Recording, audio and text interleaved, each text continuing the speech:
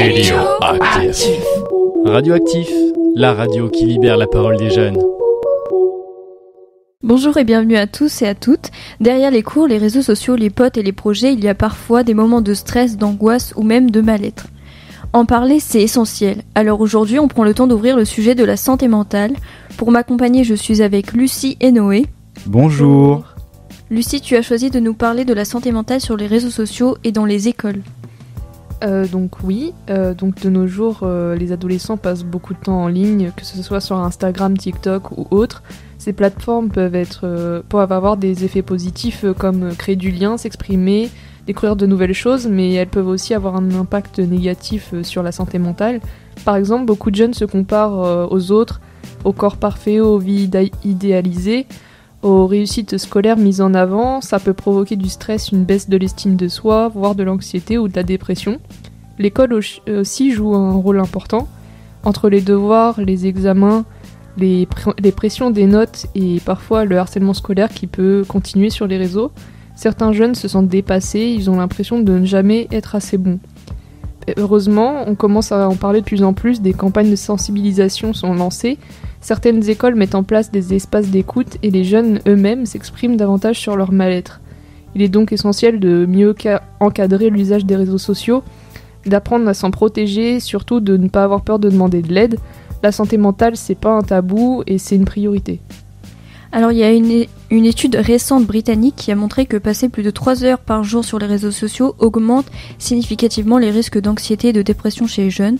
Pourtant ce sont aussi des espaces où beaucoup trouvent du soutien et partagent leurs expériences, donc c'est vraiment une arme à double tranchant. Il y a aussi le manque de sommeil qui pourrait influencer la santé mentale.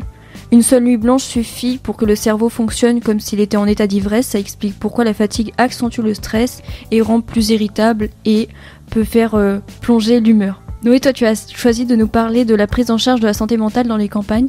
C'est exact. Du coup, aujourd'hui, on voit bien que les troubles psychiques, ça touche un Français sur 5 au cours de sa vie. Mais quand on habite en zone rurale, l'accès aux soins, c'est souvent un parcours du combattant.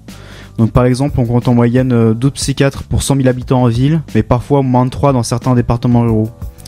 Résultat, les délais d'attente peuvent dépasser 6 mois pour un premier rendez-vous.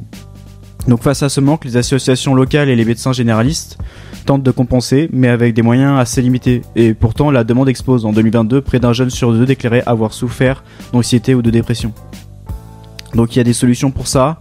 C'est renforcer les effectifs en santé mentale dans les zones rurales, soutenir la téléconsultation et surtout donner plus de moyens aux structures de proximité, parce que la santé mentale c'est pas un luxe, c'est un droit, et quel que soit son code postal. Ok, alors moi je vais donner des petits conseils hors médecine. Alors il y a des thérapies qui sont reconnues au Japon.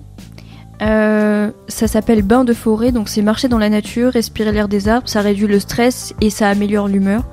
Donc, et c'est tellement efficace là-bas qu'il y a certains médecins qui le préconisent comme traitement complémentaire pour les gens qui souffrent de dépression.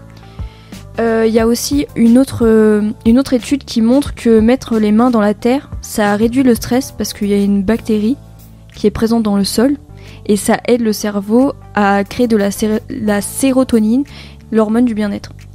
Il y a aussi le fait de respirer.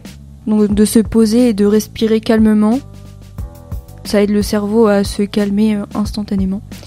Et aussi les bienfaits de l'écriture. Donc écrire ses pensées dans un carnet, ça peut aider à mettre de l'ordre dans ses émotions. Certaines études montrent que les personnes qui tiennent un journal ressentent moins de stress et arrivent mieux à gérer leurs angoisses. L'OMS nous rappelle qu'1 milliard de personnes dans le monde vivent avec des troubles psychiques. Ça prouve qu'on n'est jamais seul, alors prenons soin de nous et des autres et surtout gardons le dialogue ouvert. D'ailleurs, si ce sujet vous intéresse, un article paraîtra dans notre journal Inspiration courant octobre, donc n'hésitez pas à aller le lire. Merci beaucoup à nos invités d'avoir été présents pour nous parler de ce sujet. De rien. De rien. Et merci beaucoup à nos auditeurs et à très bientôt pour une nouvelle chronique. Au revoir. Radioactif. Radioactif, la radio qui libère la parole des jeunes.